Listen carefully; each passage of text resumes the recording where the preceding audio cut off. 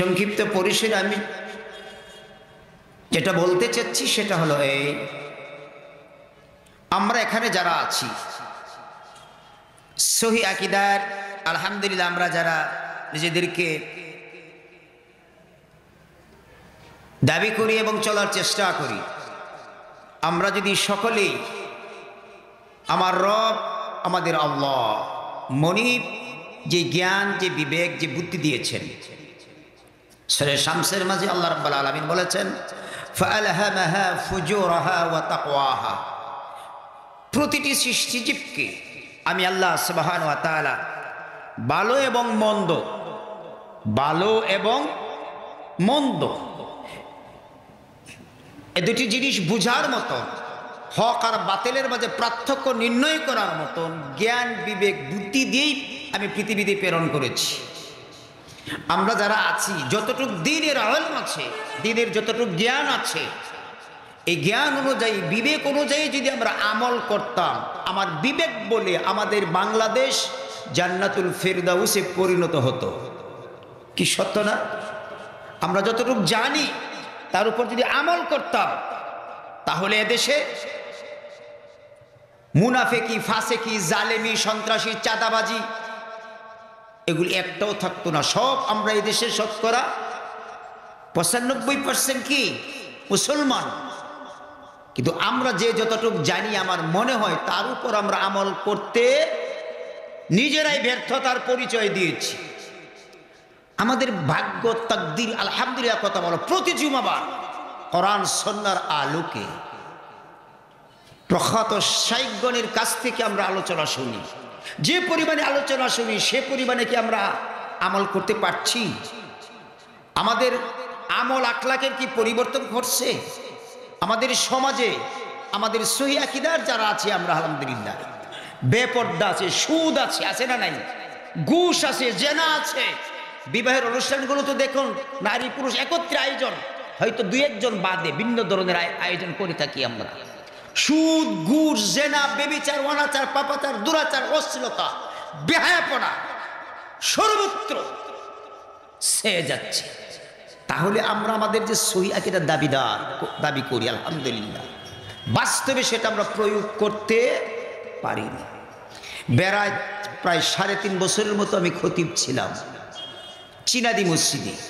বেড়াদ এলাকাও দেখেছি, বিবাহ অনুষ্ঠান হওয়ার 3-4 দিন আগে থেকে ডেস্ক সেট দিয়ে, এই ধরনের সাউন্ড বক্স নিয়ে মেয়েদেরকে দিয়া বিয়ের অনুষ্ঠানগুলোতে গান গাওয়ায়, পায়ে পরে সোনার নুপুর, বৃষ্টি ভরে টাপুর টুপুর গান গায়। আমি দেখেছি বেড়াদ এলাকার মতো এলাকা। এগুলি কি সত্য না মিথ্যা? আমি আপনাদেরকে অনুরোধ করছি, আমি সহ আসুন আমরা নিজের একটু কোরআন পড়ার বুঝার চেষ্টা করি। কোরআন একেবারেই সহজ একটা কিতাব আল্লাহ নাজিল করেছেন, একেবারে কি সহজ। এ কোরআন বুঝার মতো জ্ঞান, বিবেক, বুদ্ধি আল্লাহ প্রত্যেককে দিয়েছে, কিন্তু আমাদের সদ ইচ্ছার অভাব। কিসের অভাব? সদ ইচ্ছার অভাব। এটাকে আমরা কাজে লাগাই। সম্মানিত উপস্থিতি, আমি সংক্ষিপ্ত পরিসরে কয়েকটি কথা বলতে চাচ্ছি। আল্লাহ সুবহানাহু ওয়া তাআলা বিশ্ব মানব জাতির কল্যাণের জন্য কোরআন নাজিল করেছেন। কি নাজিল করেছেন? কোরআন নাজিল করেছেন। আরেক দিক দিয়ে কোরআনের মতো পুত পবিত্র উন্নত চরিত্র দিয়ে বিশ্ব নবী মুহাম্মাদুর রাসূলুল্লাহ সাল্লাল্লাহু আলাইহি ওয়াসাল্লামকে আল্লাহ রাব্বুল আলামিন পৃথিবীতে প্রেরণ করেছেন। তিনি হলেন বাস্তব মডেল। সহিহ হাদিসগুলোতে আল্লাহ রাসূলের জীবন বৃত্তান্ত সুন্দর করে দেওয়া আছে। কোরআনটা হলো বাস্তব রাসূলের চরিত্র আর কোরআন দুটো একাকার। 30 পারা কোরআন আর 23 বছরের নবুয়তের জিন্দেগি, এর ভিতরে পার্থক্য করার কোনো সুযোগ নাই। কোরআন বুঝতে হলে রাসূলের জীবনী বোঝা লাগবে, রাসূলের জীবনী বুঝতে হলে কোরআন বুঝতে হবে। তাহলে দুইটার সমন্বয়ে আলহামদুলিল্লাহ আমাদের দিন বোঝা অতি সহজ হবে। সম্মানিত উপস্থিতি, বিশ্ব মানবতার কল্যাণের জন্য আল্লাহ সুবহানাহু ওয়া তাআলা নাজিল করেছেন আল কোরআন। কি নাজিল করেছেন? আল কোরআন। এই কোরআনুল কারীমের শুরুতে 2 নম্বর সূরার শুরুতে আল্লাহ সুবহানাহু ওয়া তাআলা বলেছেন যালিকাল কিতাব লা রাইবা ফি। এটা এমন একটি কিতাব যেই কিতাবের মাঝে কোনো ধরনের সুবা সন্দেহ নাই। আছে এ কোরআনের মতো কোরআন আয়াত রচনা করা সম্ভব না, এগুলি অনেক অর্থ আছে এটার। তার সমকক্ষ, তার সমতুল্য একটি অক্ষর তৈরি করার ক্ষমতা বিশ্ববাসীর কারো কাছে নাই। আল্লাহ রাব্বুল আলামিন সরাসরি বলেছেন, নো ডাউট দ্য হোলি কোরআন, কোরআনের ভিতরে কোনো ধরনের শুভা সন্দেহ নাই। কেউ যদি এটাকে একটু সন্দেহ করে যে কিছু থাকতে পারে ভুল, আমাদের দরবেশ সাহেব কিছু বলছে না, কোরআনে কি আছে, কি ভুল নাই, তাও তো একটু কিছু আছে, এরকম বলে নাই?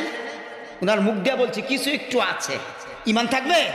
ইমান থাকার কোনো প্রশ্নই উঠে না, দরবেশ সাহেব বলছে।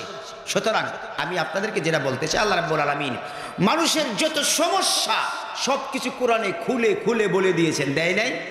বন্ধুগণ, কোরআনুল কারীমের মতো একটি অক্ষর, 29টা অক্ষরের মাঝে একটা অক্ষর জের জবর পেশ কোনো মানুষের পক্ষে রচনা করা সম্ভব নয়। বন্ধুগণ, এই কোরআনুল কারীম মানুষের ব্যক্তিগত জীবন, পারিবারিক জীবন, সামাজিক জীবন, রাষ্ট্রীয় জীবন, আন্তর্জাতিক জীবন, যত রকমের সমস্যা আছে সমস্ত সমস্যার সমাধান করতে সক্ষম না অক্ষম? কথা বলুন, সক্ষম না অক্ষম? আল্লাহ রাব্বুল আলামিন সূরা ইউনূসের 61 নম্বর আয়াতে কারিমায় বলেছেন, ওয়ালা আসগরা মিন যালিকা ওয়ালা আকবারা ইল্লা ফি কিতাবিম মুবিন। আল্লাহর বান্দারা শুনে রাখো, এই কোরআনুল কারীমে ক্ষুদ্রতি ক্ষুদ্র থেকে শুরু করে পৃথিবী থেকে সূর্য 13 লক্ষ গুণ বড় সূর্যের নামেও সূরা আছে, আছে না নাই? ছোট্ট পিঁপড়ার নামে সূরা নমল সূরা আছে, আছে না নাই? বন্ধুগণ, কোরআনুল কারীমের মাঝে আল্লাহ রাব্বুল আলামিন সব কিছু খুলে খুলে আল্লাহ রাব্বুল আলামিন বলে দিয়েছেন। আমি আপনাদের সামনে বলতে চাই, আল্লাহ সূরা আরাফের 96 নম্বর আয়াতে কারিমায় আল্লাহ রাব্বুল আলামিন বলে দিয়েছেন, ওয়ালাউ আন্না আহলাল কুরা আমানু ওয়াত্তাকাউ লাফাতাহনা আলাইহিম বারাকাতিম মিনাস সামাই ওয়াল আরদ।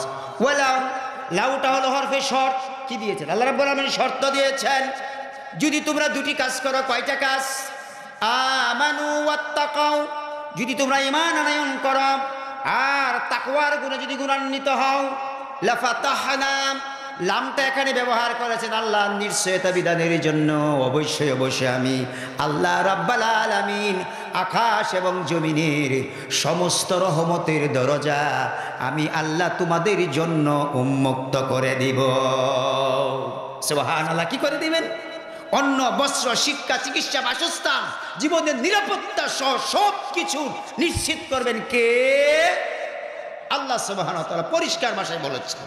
আল্লামা ইকবাল বলেছেন আয়াতের আলোকে, সবাব পরফিন সাদাকাতাকা শুজাআতাকা আদালাতাকা লিয়া জায়েগা কেম পিজসে দুনিয়া ফির ইমামতকা। তোমরা যদি সত্যবাদিতা, দৃঢ়তা, ন্যায় পরায়ণতা, তাকওয়ার গুণে গুণান্বিত হতে পারো, এই পৃথিবীতে যা কিছু আছে সব কিছু আল্লাহ তোমাদের অধীন করে দিবে। সুবহানাল্লাহ। শতকরা 70 থেকে 73% সম্পদ আল্লাহ মুসলমানদেরকে দিয়েছেন, আর বাকি 27% বলেন আর 30% বলেন এই সম্পত্তি ইহুদি, খ্রিস্টান, নাসারা, হিন্দু, বৌদ্ধ, খ্রিস্টানদেরকে দিয়েছেন। এই মুসলমানদের সম্পদ দিয়ে ইহুদি, খ্রিস্টান, ব্রাহ্মণবাদের 5টা গোলামেরা ব্যবহার করে মুসলমানদের মাথায় লবণ রেখে বড়ই খায়। আমাদের ভিতরে নাই ঐক্য, আমাদের ভিতরে নাই কি পরস্পরের প্রতি ইমানের চেতনা, ইমানের মজবুতি নাই। আমাদের ভিতরে খালি বিদ্বেষ, বিদ্বেষ পাস আছেন। এগুলির সুযোগে মায়ার মা 27 কেজি ওজনের একটা মহিলা লক্ষ লক্ষ মা বোনদেরকে, মুসলমানদেরকে বাংলাদেশে বের করে দিয়েছে। হাজার হাজার গর্ভবতী মেয়েদেরকে সহ পেট ফেরে বাচ্চা বের করে গাছে 2 পায়ে ধরে হত্যা করেছে, করে নাই? আমরা চুপচাপ, ফিলিস্তিনে করছে না? শুধুমাত্র মুসলমানদের ঐক্যের অভাবে এরকম হচ্ছে। কোরআন ঐক্যের জন্য, সালাত ঐক্যের জন্য, হজ ঐক্যের জন্য, যাকাত ঐক্যের জন্য, রোজা, সব কিছু আমরা জামাতের সাথে করে থাকি, ঠিক কিনা? আমি সেদিকে যাচ্ছি না, তার থেকে আমরা শিক্ষা নিই না।